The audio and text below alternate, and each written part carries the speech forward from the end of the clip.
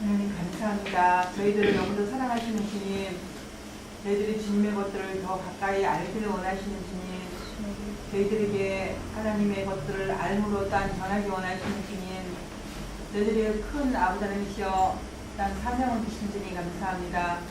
저희들의 영을 열어주시고 지혜의 영을 열으셔서 하나님께 저희들에게 원하시는 것들을 깨달아 알게 하시고 듣게 하시고 보게 하셔서 하나님이 원하시는 것들을 바르게 전할 수 있는 깨달을 수 있는 저희들 될 수 있도록 축복하여 주옵소서.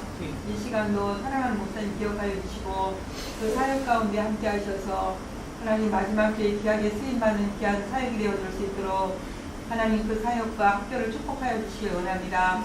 하나님 함께 하시고 인도하여 주옵소서. 여기 모인 모든 무리들마다 주님께서 함께 하여 주시고 그 심령 가운데 함께 하셔서 하나님 마지막 때에 저희들을 향하신 뜻이 무엇인지 분별하는 귀한 시간과 그러한 신령들이 될 수 있도록 하나님 축복하여 주옵소서. 오늘도 주님께서 함께하여 주실 줄 믿고 감사하며 예수의 한마시아 이름으로 기도드리옵나이다. 아멘. 네, 감사합니다. 우리 히브리적 관점으로 다시 보는 마태복음 책은 여러분이 스스로 공부할 교재입니다. 그래서 지난번에 1장부터 4장까지 나누는 시간을 가졌는데요. 다 나눌 수는 없고 저 스스로 점검하셔서 필요한 부분들 또 은혜받은 부분들을 나누는 시간을 갖습니다. 예전에는 나름대로 준비하셔서 한 10분 정도 발표하는 시간들을 가졌었거든요. 이번에는 따로 발표하는 시간을 갖지 않되 레포터로 준비를 하는 거죠. 그래서 스스로 읽으면서 또 체크하시고 또 나눌 부분이나 궁금사항들을 체크하셨다가 한꺼번에 모아서 같이 질의응답 시간을 갖습니다. 아마 다음 주에 5장에서 7장까지를 나누게 될 것 같습니다. 그래서 지난번에 1장에서 4장 나누기 때문에 다음번에는 그 5장에서 7장까지 쭉 읽어오시고 체크하셔서 스스로 공부하시도록 하시고요. 우리가 시험은 그 마태복음 5장 1절에서 12절까지 산상수훈이죠. 8복 마태복음 5장 1절에서 12절까지 쓰시오. 이것이 한 문제 되겠습니다. 암송 한 문제 되겠고요. 우리가 산상수훈은 외울 수 있는 다는 못 외워도 8복 내용은 외울 수 있어야 되겠죠. 그리고 또 한 문제는 공부하시면서 이 히브리어로 써 있는 단어들 있잖아요. 그래서 히브리어로 써 있는 단어들을 암기하셔서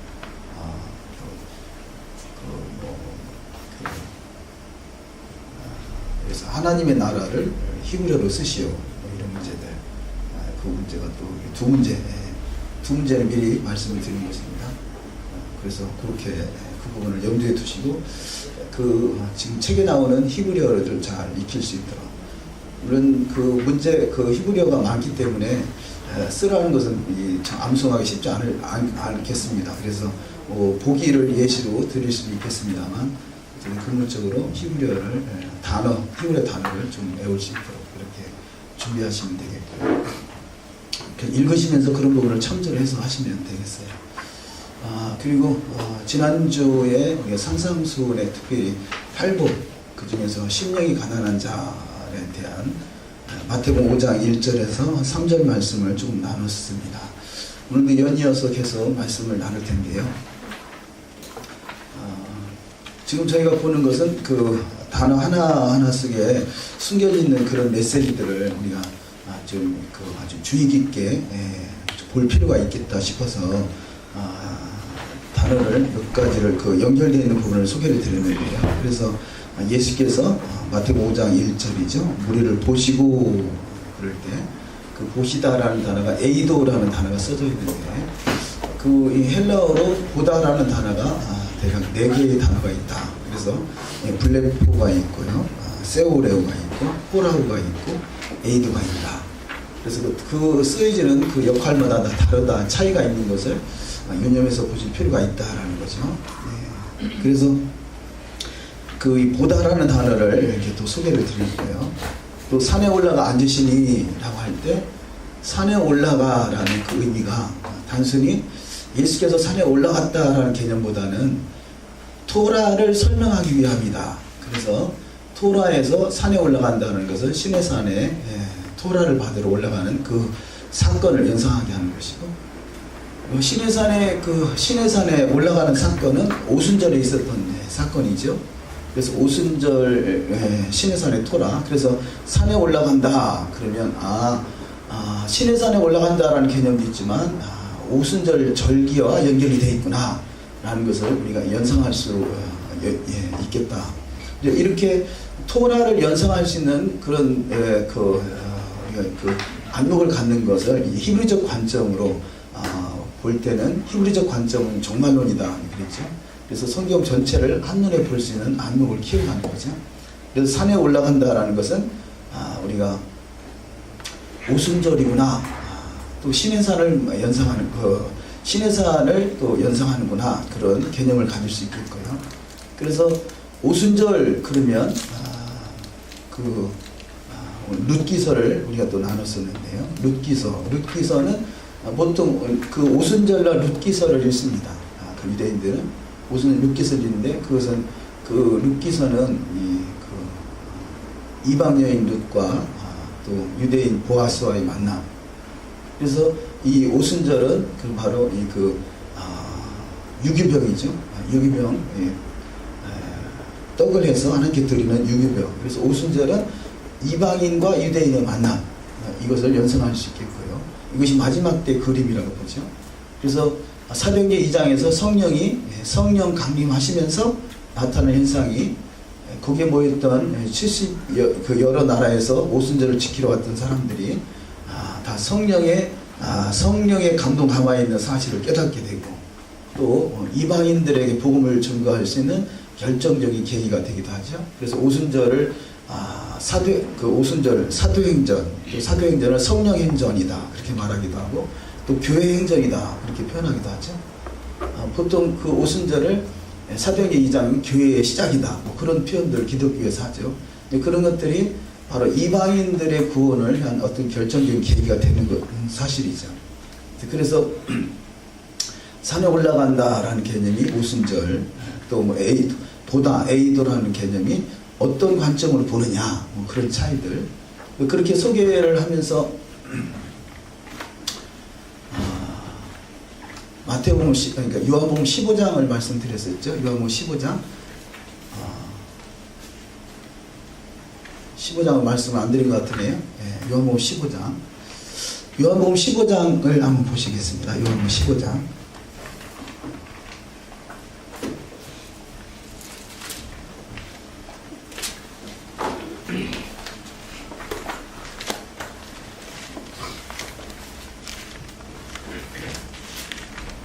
포도나무의 비유를 말씀하죠.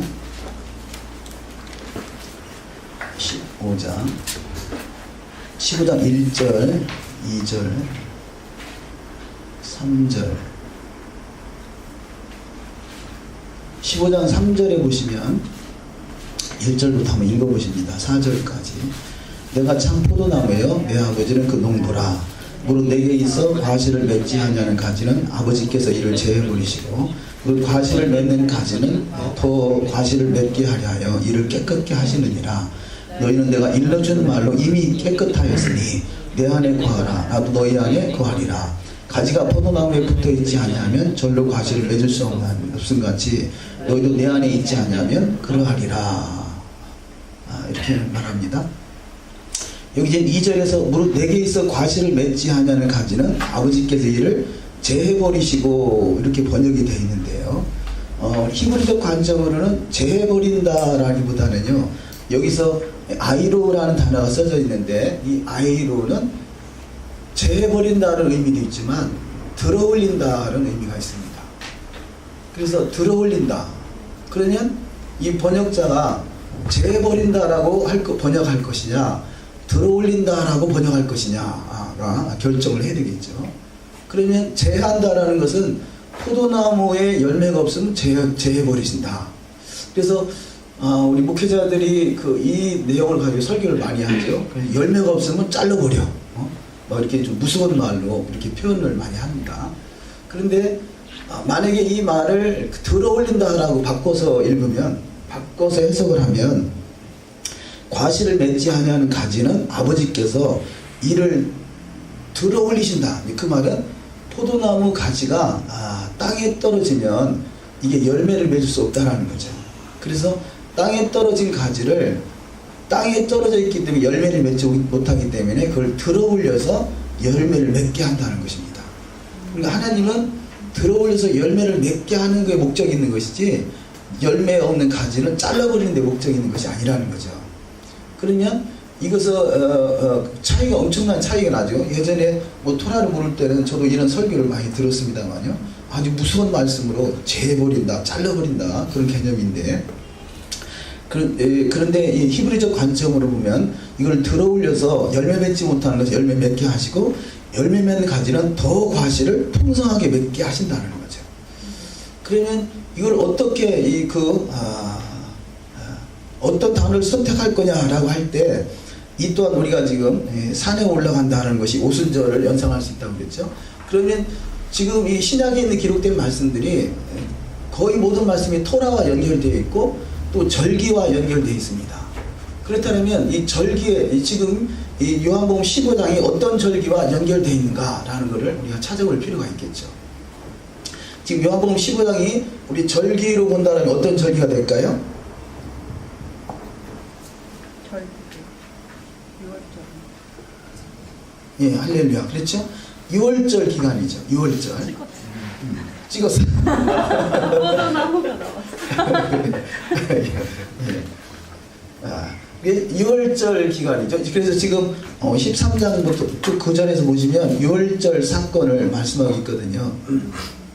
13장에도 보시면 13장 1절에 6월절 전에 예수께서 자기가 세상을 떠나 아버지께로 돌아가실 때가 이른 줄 아시고 세상에 있는 자기 사람들을 사랑하시되 끝까지 사랑하시느니라. 그렇죠. 자, 6월절은요, 끝까지 사랑하시는 거죠. 근데 마지막은 이 초막절, 대속제, 이 가을절기는 그야말로 심판이지만 그 전에는 구원이죠. 그래서 하나님 오래 참고 기다리신다고 그러죠. 6월절, 오순절은 하나님이 오래 참고 기다려서 열매 맺게 하시는 기간인 거고, 가을절기에는 이것이 심판의 절기를 하시겠죠. 그래서 6월절은 세상을 사랑하시되 끝까지 사랑하시고, 지금 6월절을 말씀하시죠. 그래서 이 6월절 기간에 하시는 말씀이거든요. 쭉 연결된 말씀인데, 그래서 이 6월절 기간에 요한복음 15장, 16장, 17장 설교를 이렇게 하시는 것이죠.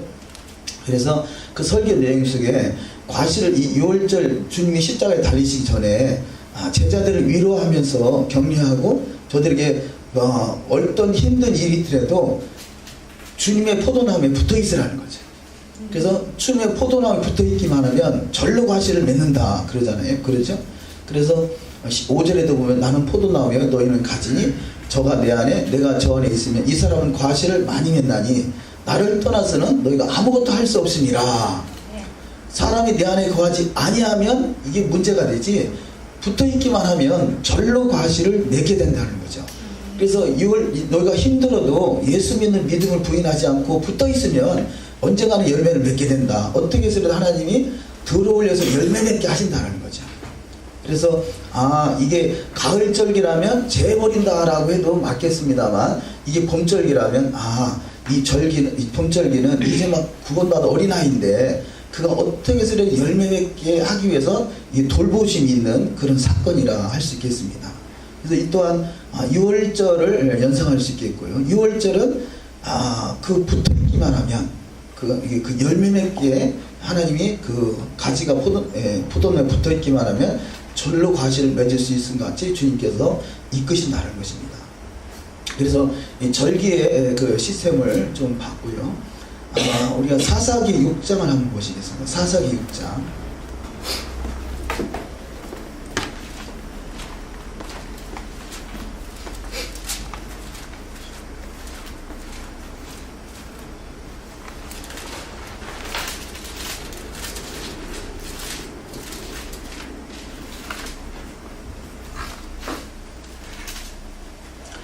사사기 6장 11절 12절을 읽습니다. 여호와의 사자가 아비에셀 사람 요아스에게 속한 오브라에 이르러 상소리 나무아래 앉으니라. 아침 요아스의 아들 기드온이 미디안 사람에게 알리지 아니하려 하여 밀을 포도주 틀에 타작하더니 여호와의 사자가 기드온에게 나타나 이르되 큰 용사여 여호와께서 너와 함께 계시도다. 아멘. 자, 여기는 지금 절기로 연결시키면 어떤 절기라고 그랬죠? 비를 타작하는 예. 무슨 절이야? 예, 그렇죠. 밀이니까 보리를 타작한다, 보리를 수확한다, 보리의 천년이다 그러면 6월절인 것이고, 밀을 타작한다, 밀과 연결이 되어 있으면 오순절을 말하는구나 라는 것을 우리가 연상할 수 있다는 거죠. 그래서 밀을 포도주 틀에 타작하더니 지금 기드온이 어떤 사람이냐면요, 지금 미디안이죠. 기드온이 미디안이 두려워서 요아스의 아들 기드온이 미디안 사람에게 알리지 아니하려 하여 밀을 포도주 틀 속에서 포도주 틀에서 타작할 만큼 용기가 없는 사람이거든요. 그 용기 없는, 그러니까 미디안이 두려워서 지금 미디안이 타작할 때만 되면 찾아와가지고 다 막 농사를 다 망가뜨리고 다 태워버리고 막 그래요. 그러니까 어떻게 수확을 거두려 하는데 미디안 사람을 피해서 포도주 틀에 속에 들어가서 타작할 만큼 그가 용기가 없는 사람인데요. 이 지금 여호와의 사자가 나타나셔서 이렇게 지금 타작하고 있는 그 기드온에게 나타나서 여호와의 사자가 기드온에게 나타나 이르되 큰 용사여 여호와께서 너와 함께 계시도다. 이렇게 말하고 있다는 거죠. 그러면 자, 절기적으로 볼 때 밀은 오순절인데요. 밀은 오순절이고 토라를 수여한 때고 또 밀은 성령 강림이잖아요. 자, 이렇게 용기 없는 기드온에게 하나님의 영이 그에게 함께 하니까 큰 용사가 되더라는 거죠. 그래서 오순절은 바로 6월절은 구원이요, 이제 막 시작되는 열매가 있을 수도 없을 수도 있고 하는 그런 상태라면, 오순절은 하나님의 영이 그에게 임해서 큰 용사를 세워지는 그런 시점이라는 거죠. 오순절. 미디의 타작은 오순절이고, 오순절은 이렇게 하나님 앞에 그가 하나님이 함께 하심으로 큰 용사가 되는 사건이 있는 시대라.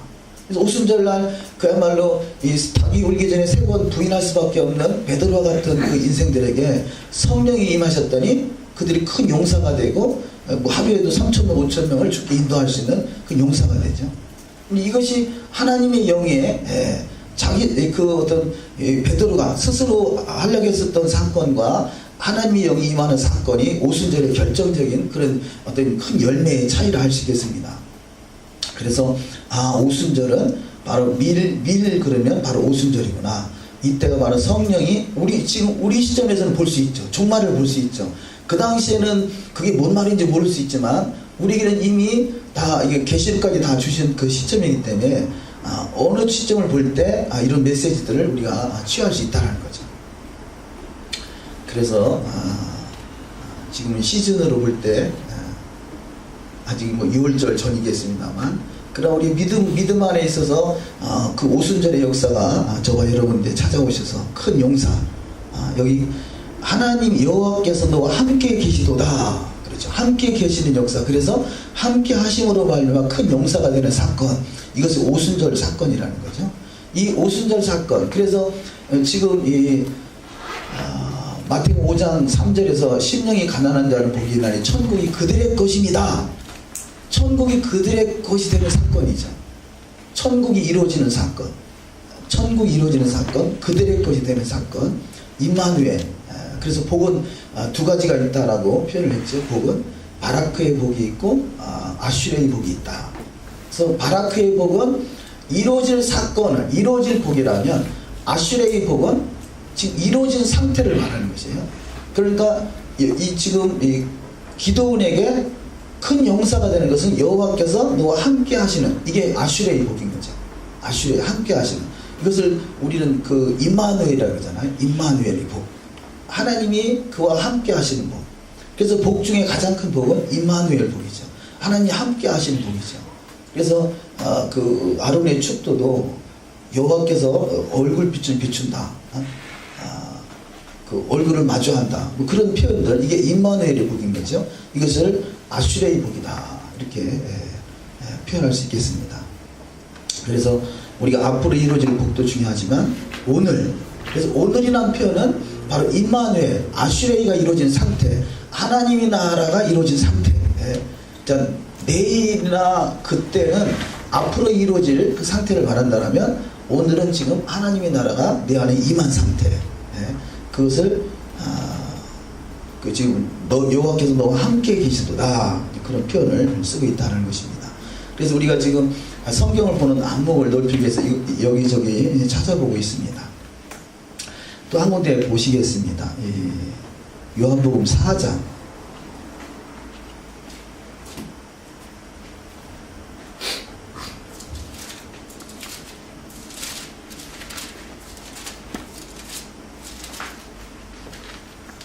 요한복음 4장 하면 이 사마리아 여인을 볼 수 있겠죠. 사마리아 여인 사건.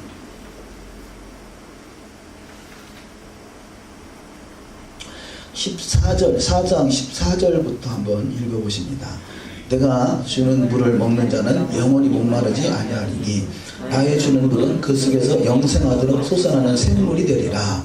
여자가 가로되 주여 이런 물을 내게 주사 목마르지도 않고 또 여기 물 길러 오지도 않게 하옵소서.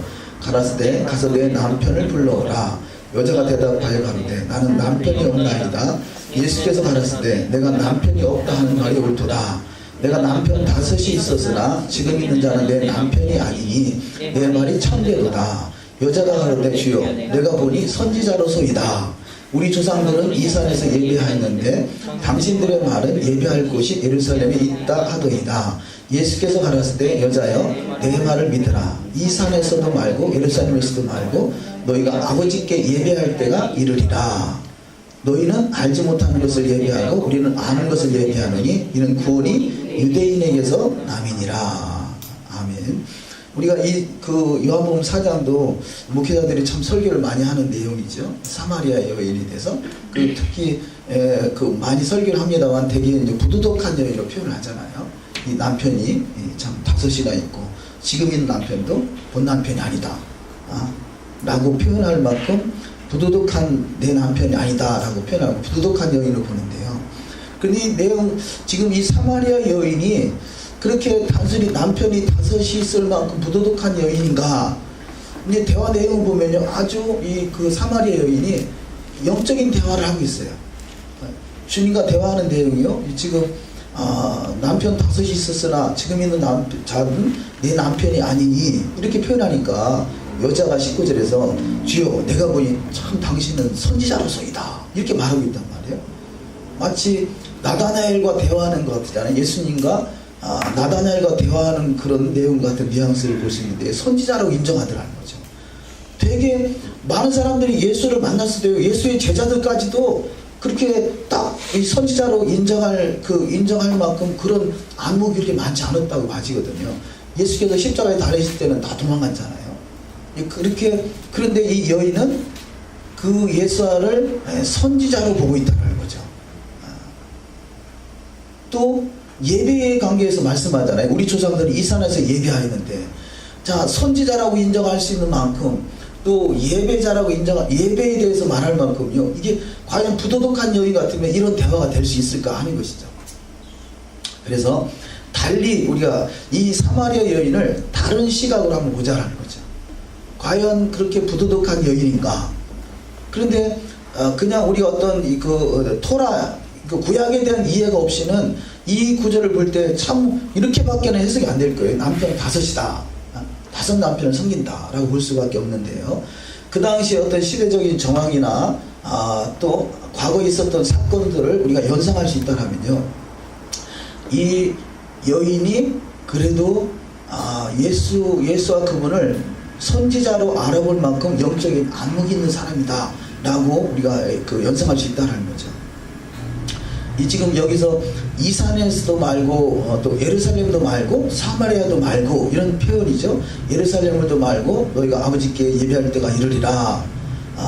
그래서 이 산은 지금 사마리아를 말하는 거고요. 예루살렘은 지금 이 사마리아 그야말로 세겜 지역이에요. 이 세겜의 에발산과 그리심산, 이 에발산과 그리심산으로 보여지는데요. 이 세겜 지역의 이 산에서 이 산이라는 것은 지금 이 유대인들은 예루살렘에서 예배하고요. 이방인들은 과거에 여로보암이죠. 여로보암이 10개의 지파를 가지고 나왔을 때 그들이 예루살렘에서 예배하러 올라가면 백성들이 안 내려올 것 같아서 따로 예배 처소를 만들죠. 예배 처소를 만들고 금송아지를 만들고 섬기고 초막절 날짜를 바꾸고 이렇게 열왕기서에 기록된 말씀과 같이 그 당시에 때부터 여로보암이 만든 그런 산당에서 제사를 드리는 사건들이 계속해서 지금까지도 여기 지금 신약까지도 지금 내려오고 있는 거죠. 그래서 사마리아 사람들은 이 산에서 이 사마리아 그리심산에서 예배를 드리고 있고 지금도 그 그리심산에 예배 처소가 있다고 합니다. 예루살렘에는 성전이 없으니까 제사를 드리지 않지만 그리심산에는 이 여로보암 때부터 내려오는 전통에 따라서 지금도 양을 잡아서 유월절 양을 잡고 그런 제사 의식을 행하고 있다라는 거죠. 사마리아 제사장들을 통해서. 그러니까 예루살렘에 있었던 제사장 제도는 성 자체가 없어졌으니까 제사는 파기됐지만 사마리아 지역에서 하는 그런 예식들은 지금까지도 이어지고 있고요. 그래서 이 유월절에 양을 잡고 있고요. 또 이 사마리아 사람들이 이들이 섬기는 모세오경. 그래서 지금 예루살렘에 있는 유대의 전통, 유대인들을 통해 내려오는 그 모세오경과 다른 이 모세오경을 만들어서 쓰고 있다고 그러죠. 그 사마리아 사람들은 그것이 정품이라고 하겠죠.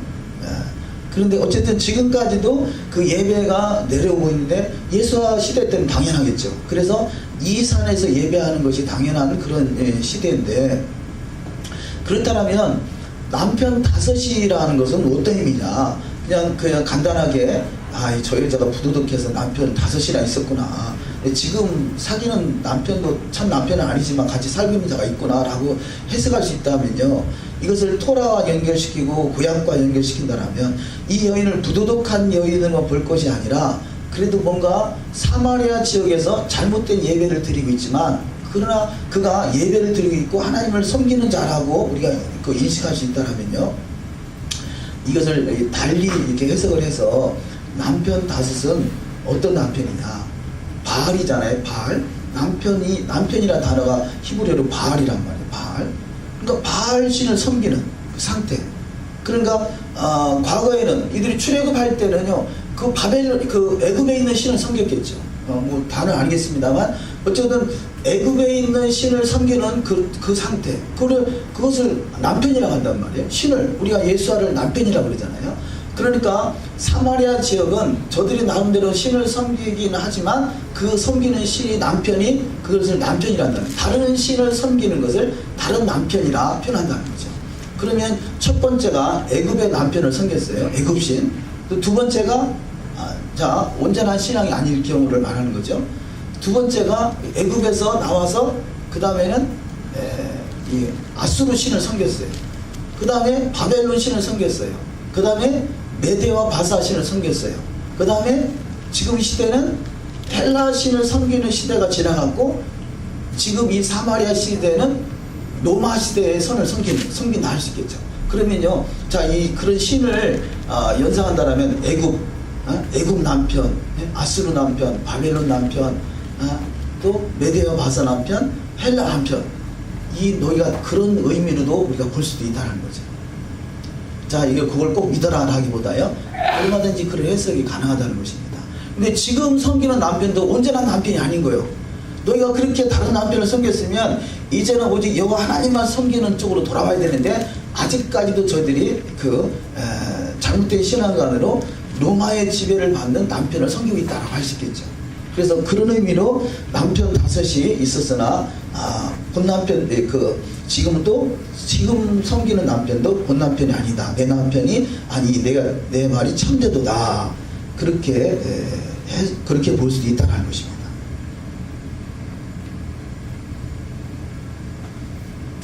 우리가 이런 생각은 전혀 못 해봤다고 할 수 있겠죠. 근데 충분히 가능한 일이라고 할 수도 있겠습니다. 왜냐하면 이 여인이 그냥 어떤 부도덕한 한 여인의 어떤 모습으로만 비추기보다 대화하는 내용들을 보면 그래도 선지자로 알아볼 수 있고 예배에 대해서 그렇게 사모하는 마음을 가지고 있고 그런 내용들을 볼 때 이 여인이 그러고 나서 예수를 만나고 나서 대본에 가가지고 소문을 내잖아요. 메시아를 만났다. 메시아 곧 그리스도라. 뭐 이렇게 표현하는 만큼 그래서 25절에 여자가 그러되 메시아 곧 그리스도라 하는 이가 오실 줄을 내가 아노니 그가 오시면 모든 것을 우리에게 구하시리이다. 그리스도를 사모하는 마음이 있잖아요. 메시아 곧 그리스도라 하는 이가 오실 줄도 알고 있는 여인이에요. 그래서 예수께서 이르시되 26절에 내게 말하는 내가 바로 그다라고 말하고 있는 거잖아요.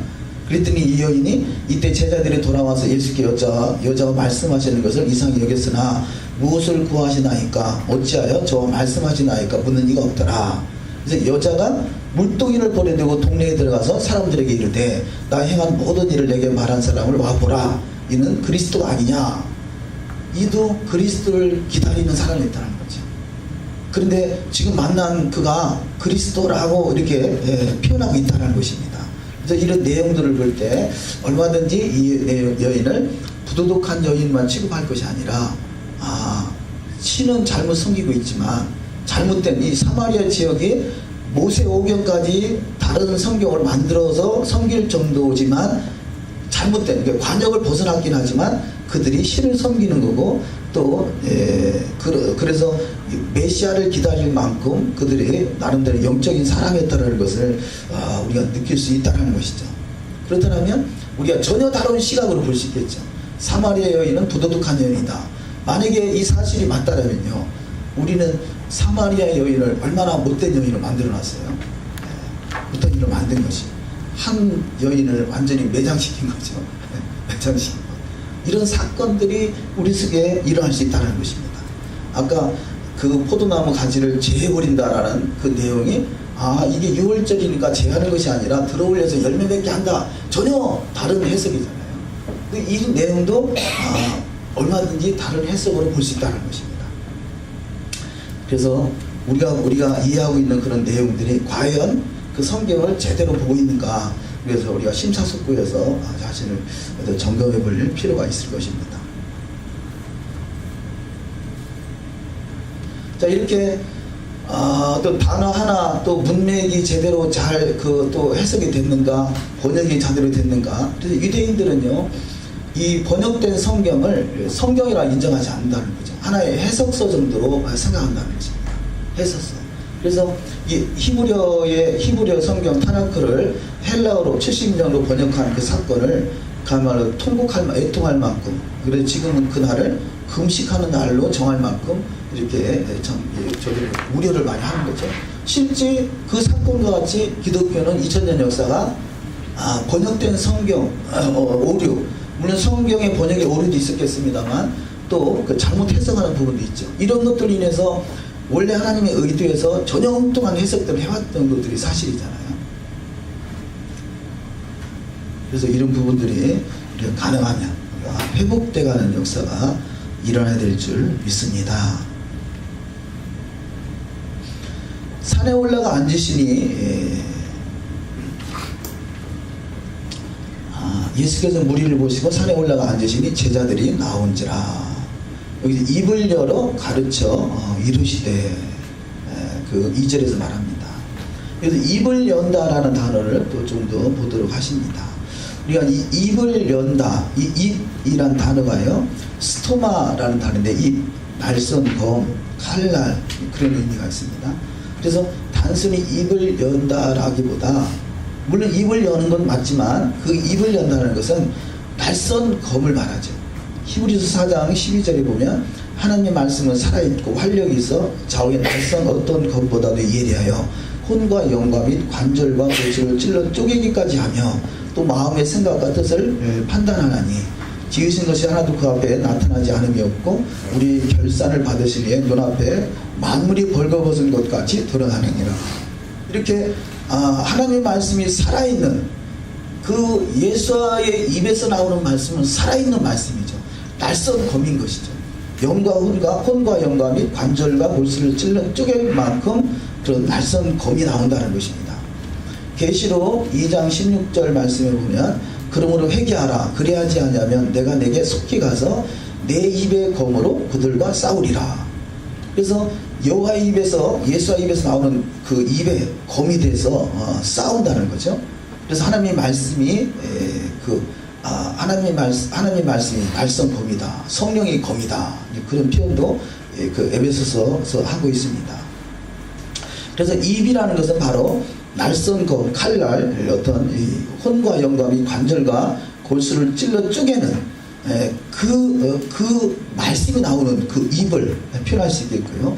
입을 열다, 이 열다가 아노이카스라는 단어인데요. 아노이카스, 열다, 이게 위로 올리다라는 뜻이 있습니다. 위로 올리다. 그래서 자, 이 예수와의 입이 열리는 것은요, 마치 성전문이 열리는 것이라는 거죠. 성전문. 예수와 자신이 성전이잖아요. 성전. 그래서 예수께서 성전을 여는 것은, 입을 여는 것은 성전문이 열려서 그 성전에서 나오는 말씀으로, 그 성수에서 흐르는 물로 모든 마무리 소생한 것 같이요. 성전에서 나오는 그 말씀, 그런 그냥 단순히 입을 열어서 말씀했구나라는 정도가 아니라, 그렇게 어떤 이 단어, 그 에이도라는 단어도, 그 보다라는 단어도 여러 가지 그런 의미를 조회하는 단어가 있듯이, 그렇게 이 어떤 영적인 상태를 우리가 인식하면서 볼 수 있으면 더 좋겠죠. 그래서 열다라는 단어가 히브리어로 파타흐인데요. 파타흐. 그 명사형으로 페타흐. 시편 23편 7절에 보면 문들아 너희 머리를 들지어다. 영원한 문들아 들릴지어다. 영광의 왕이 들어가시리로다. 그러죠? 그 문드라라는 단어가, 문드라, 이것이 페타흐. 입구, 문, 도시의 성문, 이런 의미를 가지고 있습니다. 그래서 그 제사장, 재판장, 유사들이 하는 일이 성전문을 지키는 거죠. 성전문에서 앉아서 재판을 하는 것입니다. 그러니까 예수께서 입을 여서 말씀하시는 것은 바로 재판장의 역할, 날선 검이 돼서 재판하고 있는 역할.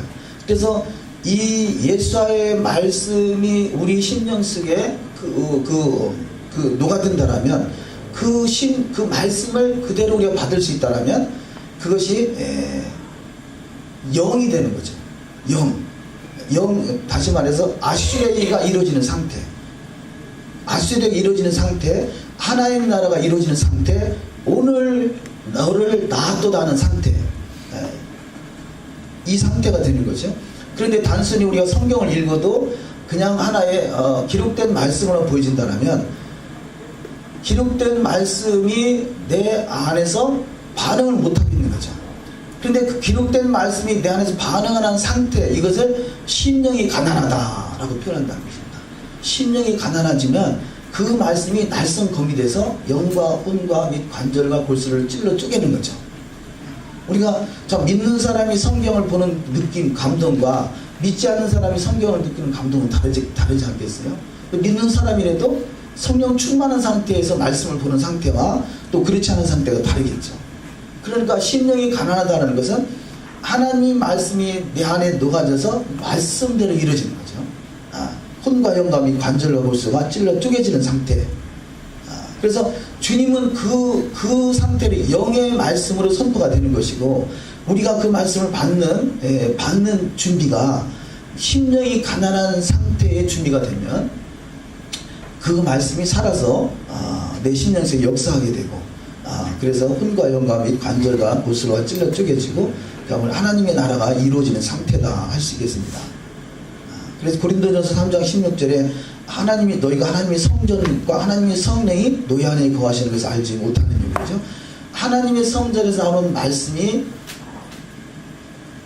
내 안에 하나님의 영으로 반응하게 되면 그 말씀대로 이루어지는 시간이 되는 거죠. 우리가 그 하나님의 말씀이 하나님의 성전에서 물이 흘러서 발목까지 무릎까지 허리까지 창일해지고 마음을 소성케 하잖아요.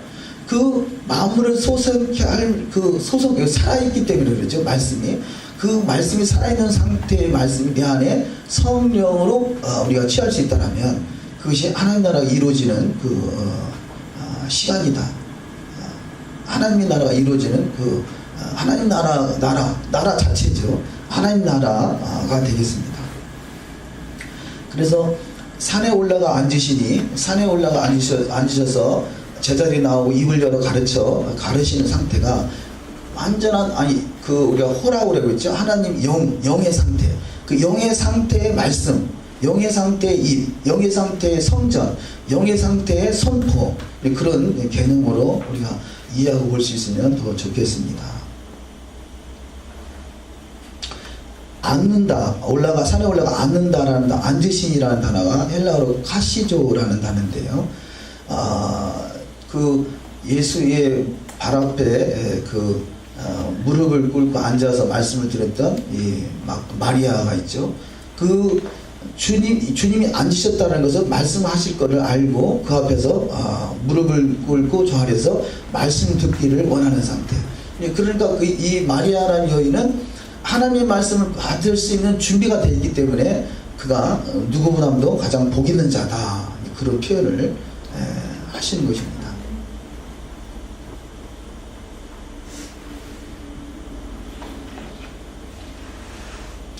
신명기 18장 15절을 제가 읽어드립니다. 내 하나님 여호와께서 너희 가운데 내 형제 중에서 너를 위하여 나와 같은 선지자 하나를 일으키리니 너희는 그의 말을 들을지니라. 신명기 18장에서 나와 같은 선지자 하나를 일으킨다라고 하셨고요. 아까 사마리아 여인도 그 토라에서 말하고 있는 나와 같은 선지자가 바로 이분이구나 라고 인식할 수 있었다는 거죠. 사도행전 7장 37절에 이스라엘 자손에 대하여 하나님이 너희 형제 가운데서 나와 같은 선지자를 세우리라 하던 자가 곧 이 모세라. 모세가 한 말을 곧 예수님께서 성취하신 것. 그래서 모세가 한 말을 사도행전에서 인정하고 있고요. 사마리아 여인 또한 그 사건을 인정하고 있는 것을 볼 수 있습니다. 그래서 시내산의 사건이 예수님께서 동일하게 산에 올라가 앉으신다는 것은 오순절을 연상할 수 있겠고요. 그래서 오순절 절기의 사건은 바로 하나님의 영이 임해서 하나님의 나라가 이루어지는 상태. 그래서 큰 용사가 되는 그런 사건. 선지자의 글이 이루어지는 그런 사건이라 할 수 있겠습니다. 우리 출애굽기 19장 1절에 보면요. 출애굽기 19장 1절. 지금 이 산상수훈에 우리가 심령이 가난한 자는 복이 있다는 말씀을요. 좀 길게 하는 것은 그 심령이 가난해진다는 말씀이 지금 산상수훈에 전체 하나의 맥이라 할 수 있습니다. 그래서 이 심령이 가난해진 것이 너무 중요한 것은 우리가 하나님이 창세기 1장에서 태초에 하나님이 천지를 창조하시니라 라고 하시고 또 빛이 있어라 하시면 빛이 있었고 이렇게 이 첫째 날이다. 이 첫째 날이라는 단어가 그냥 단순히 하루 이틀 3일 첫째 날이 아니라 에하드라는 단어를 쓴다고 그러죠. 그러면 첫째 날 속에 둘째 날, 셋째 날, 넷째 날, 다섯째 날, 여섯째 날, 일곱째 날 모든 것이 다 포함됐다는 거죠. 포함됐다는 거예요. 그래서 첫째 날 빛이 있으라 하시는 그 첫째 날이 너무 중요한 히브리적 관점으로 볼 때 중요한 메시지를 가지고 있는 것 같아요. 신약에서 심령이 가난한 자는 복이 있다는 것은요. 그 뒤에 나오는 애통하는 자나 의에 줄이고 목마른 자나 그 뒤에 말씀들을 다 포함하고 있다는 거죠.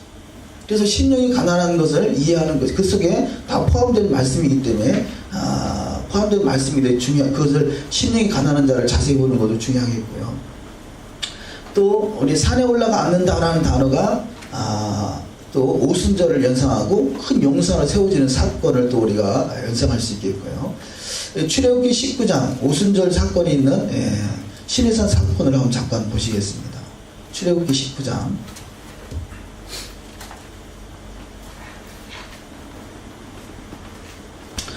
출애굽기 19장의 말씀이 우리가 개역 성경에서는 이스라엘 자손이 애굽 땅에서 나올 때부터 제3월 이렇게 표현됐습니다. 제3월 곧 그때에 그들이 시내 광야에 이르니라 이렇게 표현되어 있는데요. 자, 개정 성경에는 이스라엘 자손이 애굽 땅에서 떠난 지 3개월 되던 날 그들이 시내 광야에 이르니라 이렇게 번역이 되어 있습니다. 그러면 우리가 그 개역 성경을 모르고 개정 성경만 본다라면 이스라엘 자손이 애굽 땅에서 떠난 지 3개월, 애굽 땅에서 1월 15일 날 출발했죠. 또 1월 15일 날 출발했는데 그때부터 3개월이면 2월 15일, 3월 15일, 4월 15일이잖아요. 그러면 2월 15일, 30일, 3월 15일, 60일, 4월 10일, 90일이라는 얘기잖아요. 90일이 지났다는 얘기잖아요. 그러면 이게 그냥 우리가 그 어떤 토라적인 개념과 절기의 이해가 없으면요, 그 시내산에 도착한 지가 90일 됐구나 라고 생각할 수밖에 없어요. 그런데 성경은 6월절 1월 15일부터 시내산에 토라가 줄 때까지는 이게 90일이 아니라 50일인 거죠. 50일. 그래서 출애굽기 19장 1절을 볼 때 이 3개월이라는 단어는 오류구나 라는 것도 발견할 수 있겠습니다. 그래서 절기 시스템이 우리 속에 들어있으면 어디를 봐도 이게 6월절 어떤 메시지, 오순절 어떤 메시지, 또 이것이 날짜적으로 볼 때 이것은 오류구나 이런 것들을 발견할 수 있겠죠. 뭐 과거에는 이런 거 전혀 개의치 않고 봤을 것입니다. 또 음력 안식일을 주장하는 사람들은 이 지금 3개월을 그대로 보는 거죠. 그래서 3개월 그런 어떤 부분들이 해석하는 부분이 있습니다. 그래서 3개월은 오류구나 라고 절기 시스템이 있으면 우리가 잘 이해할 수 있을 것입니다. 자, 그래서 이런 내용들이 조금 더 히브리적 안목으로 볼 때 구체적으로 그거를 볼 수 있다는 거 하고요. 오순절은 성령 강림이죠. 에스겔서 11장을 한번 보시면 에스겔서 11장 19절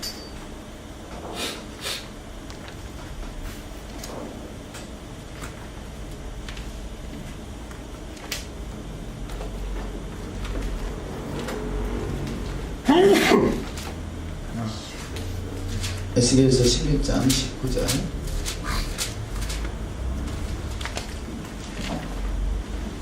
내가 그들에게 일치한 마음을 주고 그 속에 새 신을 주며 그 몸에서 굳은 마음을 제하고 부드러운 마음을 주어서 내 율례를 쫓으며 내 규례를 지켜 행하게 하리니 그들은 내 백성이 되고 나는 그들의 하나님이 되리라. 자, 새 영을 주신다 그러죠. 그래서 그 몸에서 돌 같은 마음을 제거한다. 돌 같은 마음, 이게 굳은 마음을 제거한다. 굳은 마음이라 개역 성경에는 굳은 마음이라 번역되어 있고요. 개정 성경에는 돌 같은 마음이다. 그래서 돌 같은 마음, 이 돌 같은 그러면 신약에서 돌밭, 가시밭, 또 그 엉겅퀴가 난 가시밭, 자갈밭, 옥토 이것을 생각할 수 있겠죠.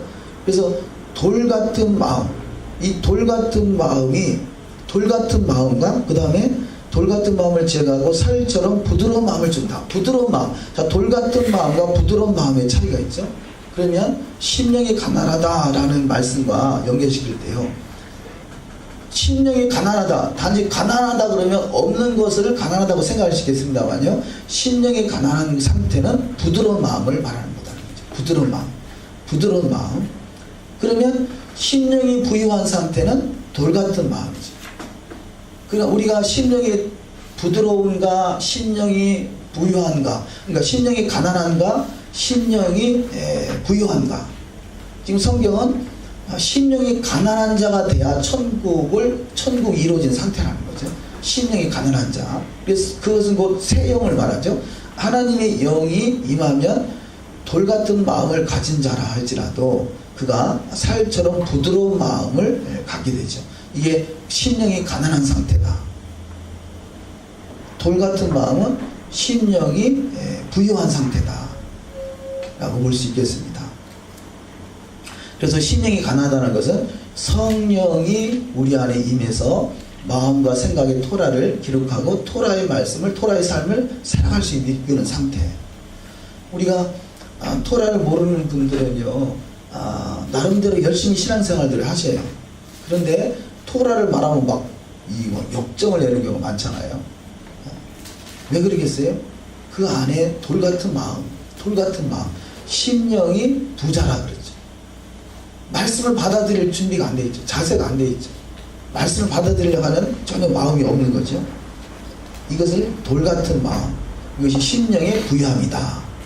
그러면 성령이 임하는 상태는, 심령이 가난하다는 것은 성령이 내 안에 임해서 내 마음이 부드러워지는 상태, 말씀이 기록돼서 그 말씀을 이루어가는 상태. 그래서 이 성령이 임하면 진리 가운데 인도한다 그러죠. 진리는 토라는 진리로소이다 그러죠. 시편 149편 119편 142절에 율법은 진리로소이다. 그러니까 율법은 진리인데 우리가 진리의 성령이 오시면 진리의 율법을 행하게 하겠죠. 당연히 같은 진리니까요. 같은 애아들이니까. 요한복음 16장 13절에 그러나 진리의 성령이 오시면 그가 너희를 모든 진리 가운데로 인도하시리니 그럽니다. 자, 진리의 성령이 오시면 하는 일이 뭐냐? 진리 가운데 인도하기라는 거죠. 율법은 진리라는 거죠. 우리 안에 마음, 성령이 내 마음에 부드러운 마음을 주면 그가 성령이 오신 것이죠. 그래서 진리 가운데로 인도함을 받게 된다는 것입니다. 그가 스스로 말하지 않고 오직 들은 것을 말하며 장래의 일을 너에게 알리시리라. 자, 진리의 성령이 진리 가운데로 인도하시는데 그 진리는 토라라는 거죠. 토라. 자, 왜냐하면 세형은 토라를, 율례와 법도를 마음과 생각에 기록해서 지키 행하게 하는 것이 성령이니까. 그래서 그가 스스로 말하지 않고 내가 어떤 스스로 말하는 것, 이것이 자기 의라면 스스로 말하는 것이 아니라 성령이 인도하신 따라서 진리의 토라 가운데 인도함 받는 것이 바로 스스로 말하지 않는 것이고, 이 속에서 결국은 장래의 일을 너에게 알리시리라. 우리가 과거에 보던 말씀 중에 쉐마 이스라엘 그러죠. 이 쉐마 이스라엘, 쉐마는요 가장 보수 중에 보수거든요. 가장 보수 중에 보수, 가장 처음에 기록된 말씀이에요. 가장 그 옛것이라 할 수 있는데요, 그 보수 중에 보수요 가장 옛것 중에 옛것인 쉐마가 왜 이렇게 중요하냐면, 그 쉐마가 우리 안에 이루어지면 장래의 일을 알게 된다는 거죠. 장래의 일. 그래서 우리는 고리타분하게 토라로 돌아가는 게 아니라 최신식 장래의 일을 알아가는 거지. 왜냐하면 하나님은 말씀 속에 이미 모든 걸 다 말씀해 놓으셨기 때문에 그 말씀이 회복되면 장래의 일까지도 알게 된다는 것입니다. 우리는 어떤 점쟁이를 찾아가고 어떤 성령으로 특별한 것을 계시를 받고 그게 아니라 토라를 알면 알 만큼 장래일을 알게 되는 거죠. 장래. 왜냐하면 시초부터 이미 종말을 다 말씀해 놓으셨기 때문에 그렇습니다. 요한복음 14장 26절에 보혜사 곧 아버지께서 내 이름으로 보내실 성령, 그가 너에게 모든 것을 가르치고 내가 너에게 말한 모든 것을 생각나게 하리라. 우리 마음이 부드러운 마음이 돼서 성령이 말하게 하심 따라서 할 수 있는 진리 안에 행할 수 있는 상태가 되면 주님이 모든 말씀, 어떤 말씀해도 우리가 생각나고 알아듣고 행할 수 있는데요, 우리가 마음이 돌바짝이 되어버리면 성령이 말해도 알지 못하고 깨닫지 못하는 거죠. 우리가 어떤 꿈을 꿨다. 그런데 그 꿈이 어떤 해석이 어떤 뜻이냐라고 나름대로 분별해 보려고 그러죠. 근데 그 꿈을 꾸긴 꿨는데 이 해몽이 잘못되면 방패를 당할 것입니다. 근데 그런 것들이 내 안에 말씀이 회복되면 회복될수록 더욱더 확연하게 드러나게 되는 거죠. 나름대로 하나님 우리가 근데 조명하시는데 그 조명된 말씀들이 확실하게 드러날 수 있는 것은 우리가 토라의 말씀이 온전히 진리의 성령이 오셔서 진리 가운데 인도함 받을 때 장래일을 말하게 하심이 더욱더 확실하게 드러나고 생각나게 하시고 회복되게 하실 것입니다. 고린도전서 12장 8절 어떤 사람에게는 성령으로 말미암아 지혜의 말씀을, 어떤 사람에게는 같은 성령을 따라 지식의 말씀을, 다른 사람에게는 같은 성령으로 믿음을, 어떤 사람에게는 한 성령으로 병 고치는 은사를, 이렇게 그 하나님의 진리의 성령이 임하시면 이런 모든 것들이 나타나 장래의 일을 알게 하실 것입니다. 우리가 그 메시아닉이라 그러는데 우리는 지금 토라만 집중적으로 말하고 있습니다만요. 메시아닉주 중에서 어떤 영성 사역하는 사람들이 많아요. 그래서 이 어떤 신사도 운동 그러죠. 뭐 무조건 신사도 운동, 어쨌든 신사도 운동이라는 단어를 쓰지만 신사도 운동은 무조건 잘못됐다고 보는 사람도 있고, 또 신사도 운동은 또 하나의 또 어떤 목회 사역에 하나님의 나라를 세우는 일에 어떤 특별한 사역으로 보는 사람도 있고 합니다만, 메시아닉주도 그런 쪽에 초점을 많이 맞춰져 있는 경우가 많이 있습니다. 우리는 현재 어떤 신사도 운동 쪽 영성 사역보다는 토라 회복 사역에 초점을 맞추고 있습니다만, 메시아닉이라 해서 그런 걸 다 무시하는 건 아니고요. 그런 부분들이 자연스럽게 우리는 회복되기를 바라는 마음이죠. 출애굽기 19장의 말씀이 우리가 많이 소중하게 여기는 말씀이 출애굽기 19장 5절 이하 말씀이죠. 세계가 다 내게 속하였나니 너희가 내 말을 잘 듣고 내 언약을 지키면 너희는 모든 민족 중에서 내 소유가 되겠고 너희가 내게 대한 제사장 나라가 되며 거룩한 백성이 되리라. 너는 이 말을 이스라엘 자들에게 전할지니라. 이 출애굽기 왜 하나님 예수 앞에서 산에 올라가 앉으시고 제자들에게 신령에 가난한 자는 복이 있다 말씀하시고 산상수훈을 말씀하고 있는가? 그것은 시내산의 사건은 신부단장인 거죠. 신부단장. 지금 출애굽기 19장 5절 읽은 것은 너희가 내 말을 잘 듣고 내 언약을 지키면 나의 소유가 될 것이다. 나의 신부가 될 것이다. 세골라 신부가 될 것이다죠. 그래서 신부 되는 길을 정확하게 제시하고 있는 것이 바로 산상수훈인 것이고, 이 산상수훈은 바로 토라를 구체적으로 영어로 풀어서 설명하고 있다라고 할 수 있겠습니다. 신명기 7장 7절 말씀을 읽어드리면 여호와께서 너희를 기뻐하시고 너희를 택하심은 너희가 다른 민족보다 수요가 많기 때문이 아니니라.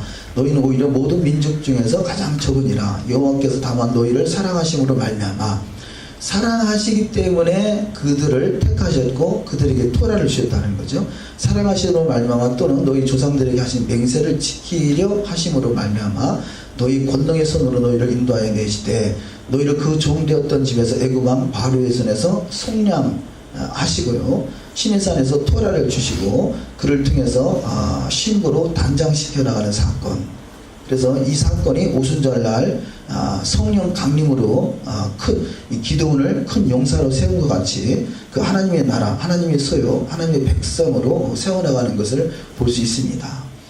그 세골라 신부라는 단어가 신부다, 보석이다, 보하다 그런 의미도 있습니다만요.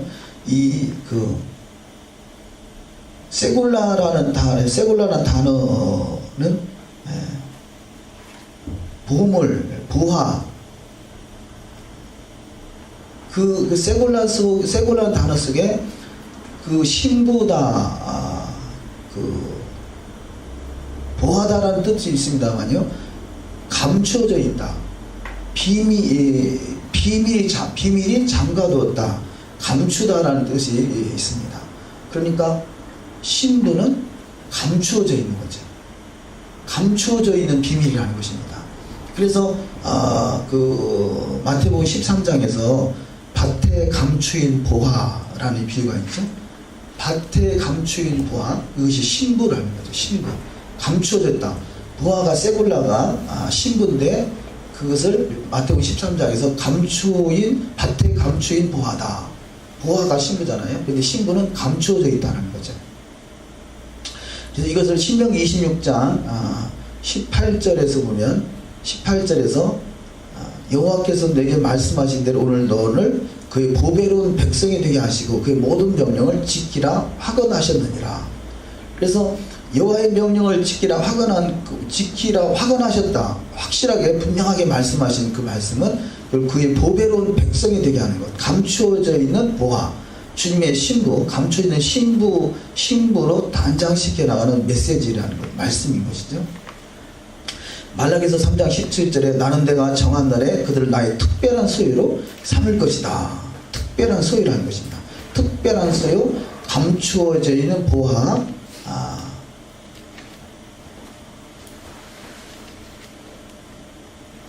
스바냐 3장 17절에 보면요, 너희 하나님 여호와가 너희 가운데 계시니 그는 구원을 베푸실 전능자이시라. 그가 너로 말미암아 기쁨을 이기지 못하시며 너를 잠잠히 사랑하시며 너로 말미암아 즐거이 부르며 기뻐하시리라 하리라. 자, 주님께서 이 감추어져 있는 보화를 사랑하시고 즐거이 부르시며 기뻐하시는 자다라는 거죠. 그래서 스바냐 3장 17절은 바로 주님의 신부에게 주어진 말씀으로 사랑하시고 즐거이 부르시며 기뻐하시는 자, 이들이 감추어져 있는 보화다.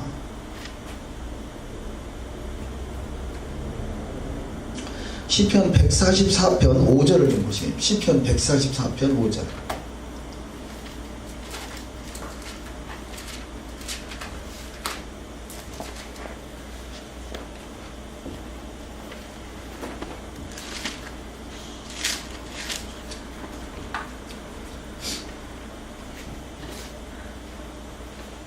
(144편) 15절. 이러한 백성은 복이 있나니 여호와를 자기 하나님으로 삼는 백성은 복이 있도다. 여기서 여호와를 자기 하나님으로 삼는 백성은 복이 있도다. 이것이 아슈레의 복인 거죠. 심령이 가난한 자가 복이 있는 그 내용인 것입니다. 그래서 심령이 가난한 자가 뭐냐? 아슈레의 복이 임한 자인데 여호와를 자기 하나님으로 삼는 백성이다 하는 거죠. 단순히 다른 데 목적이 있는 게 아니라, 자, 바라크의 복은 뭐 병이 낫는다, 문제가 해결된다, 어떤 응답이 됐다, 이런 것들이 바라크의 복이라면 아슈레의 복은 여호와를 자기 하나님으로 삼는 백성의 복이라는 거죠. 임마누엘의 복이죠. 우리가 신랑이 사다 줄 어떤 선물, 신랑이 갖다 주는 선물의 목적이 있는 게 아니라 신랑 자신의 목적이 있는 것이, 신랑 자체의 목적이 있는 것이 진정한 진정한 사랑하는 사람이겠죠. 여호와를 자기 하나님으로 삼는 백성은 복이 있도다. 이것이 아슈레의 복, 아슈레의 복. 그래서 심령이 가난하다는 것은 바로 이 상태라는 거죠. 심령이 가난한 자가 복이 있다. 천국이 저희 것이다. 그가 어떤 복이냐? 여호와를 자기